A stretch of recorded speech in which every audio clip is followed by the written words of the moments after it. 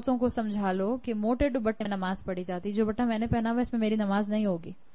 نماز کیوں نہیں ہوگی؟ اللہ کے رسول صلی اللہ علیہ وسلم کی زوجہ حضرت عائشہ کی صحیح حدیث موجود ہے, عورت کی نماز موٹے کپڑے میں ہوتی ہے.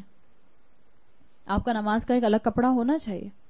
میں اس کپڑے میں, اس دوپٹے میں نماز نہیں پڑھ سکتی ہوں, نماز نہیں ہوگی. پھر اگر میری سلیوز یہاں تک چڑھی ہوئی ہیں اور میری رسٹ کھلی ہوئی ہے, میری نماز نہیں ہوگی. میری نماز کے لیے میرا سطر پورا کور ہونا, کور ہونے کا مطلب ریپ ہونا نہیں ہے. دیر is a difference between rape ہونا اور کور ہونا. ریپ والا نہیں, میوزک والا ریپ نہیں, ڈبلیو والا ریپ. ایک ہوتا ہے میں اس گھڑی کے گرد ایک چیز ریپ کر دوں ایسے کر کے, اور میں نے اس کو بالکل ٹائٹ کر دیا, اب یہ ریپ ہے. صحیح, یہ ریپ ہے. اور اگر میں نے اس کو بس ایسے کر دیا, اب کور ہے. So there is a difference between to wrap something and to cover something. جب عورت کو نماز پڑھنی ہوتی ہے تو اس کو اپنے آپ کو ریپ نہیں کرنا ہوتا, اس کو اپنے آپ کو کور کرنا ہوتا ہے. سو برائے مہربانی, اگر آپ اسکنی جینز پہنتی ہیں, یا اگر آپ ٹائٹ لیگنز پہنتی ہیں, یا اگر آپ ایسا چوڑی دار پجامہ پہنتے ہیں جس کو اتارنے کے لیے آپ کو کشتی لڑنی پڑتی ہے, تو پلیز اس کے اندر نماز نہیں ہوتی ہے. یا تو پھر اپنا کوئی اسکرٹ بنائیے, عبایا بنائیے, جس کو آپ نماز کے ٹائم پر پہن لیں. اول تو پلیز وہ پہنے بھی نہیں. اتنا دل سے دعا نکلتی ہے, اللہ ہم سب کی بچیوں کو ہدایت دے. وہ لباس جو ہمارے جسم کی ایک ایک ساخت کو واضح کر دے, وہ لباس آپ گھر میں بھی نہیں پہن سکتے. بیٹی باپ کے سامنے پہن سکتی ہے؟ نہیں پہن سکتی ہے. کیسے پہن سکتی ہے؟ انفیکٹ عورت کے سامنے نہیں پہن سکتی. اتنے بڑے بڑے چاک پہن لیتے ہیں ہم, اور پھر ہمارے اوپر تک سلٹس ہوتے ہیں, اور وہ ہمیں تھائز اپنی فل ٹائٹ لیگنز پہنے ہوئے ہوتے ہیں. عورت کے سامنے سطر کیا ہے؟ نیول ٹو نی, ناف سے لے کر گھٹنوں تک. یا آپ کسی عورت کے سامنے بھی نہیں کھول سکتے انٹل انلیس کہ آپ گائنوکالوجسٹ کے پاس جا رہی ہیں یا ڈاکٹر کے پاس جا رہے ہیں.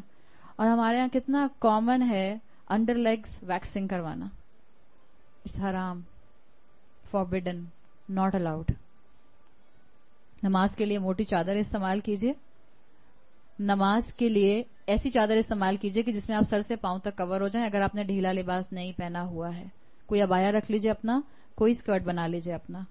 اس چیز کا احساس کیجیے. یہ تو میں لباس کی بات کر رہی ہوں. عورتوں نے نیل پالش لگائی ہوتی ہے, اور کئی کئی دن سے لگائی ہوئی ہوتی ہے. اب تو جب سے یہ اللہ ہم پر اپنا رحم کرے, یہ جب سے کون سے والے نیلز آئے ہیں, آرگینک نیلز ہیں, آرگینک کلرز آئے ہیں کچھ.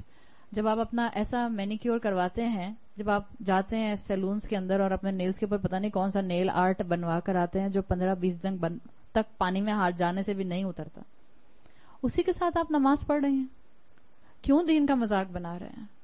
کون سی اللہ کی شان رحیمی کے انتظار میں بیٹھے ہوئے ہیں؟ اللہ نے کہا ہے وضو نہیں ہوگا اگر آپ کے نیل کے اوپر کوئی سکن ہوگی. ہم نے ایکولنٹ کر لیا. دین میں جب ہم آگے بڑھتے ہیں, جب ہم رسولوں کا اتباع نہیں کرتے تو یہ ہوتا ہے.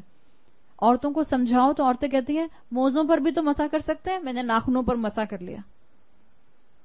دس از اے ایڈیشن ان دا دین. اللہ کے رسول نے سکھایا کہ اپنے ناخنوں کا مسح کر لینا. جس چیز, یہ بالکل وہی چیز ہے جس کا ہم نے ذکر کیا تھا. کسی بھی مزار پر جا کر کسی سیمنٹ کے سامنے اس کو بوسا دیں گے تو شرک. حرم میں جا کر حجر اسود کو بوسا دیں گے تو عین عبادت. موزوں پر مسح کرنے کا رسول اللہ صلی اللہ علیہ وسلم نے بتا دیا, الاؤڈ. نیلز کے اوپر نیل پالش لگا کر مسح کرنے کا نہیں بتایا, ناٹ الاؤڈ. مت آئیں ان دھوکوں میں, یہ پینیٹریٹڈ ہے, یہ آکسیجنیٹڈ ہے, اس میں سے پانی پینیٹریٹ کر جاتا ہے. آپ نے ٹرائی کر کے دیکھا ہے؟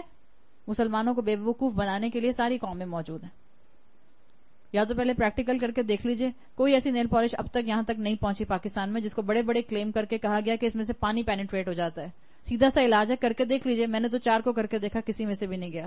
بٹر پیپر کے اوپر نیل پالش لگائیے اور اوپر پانی ڈالیے.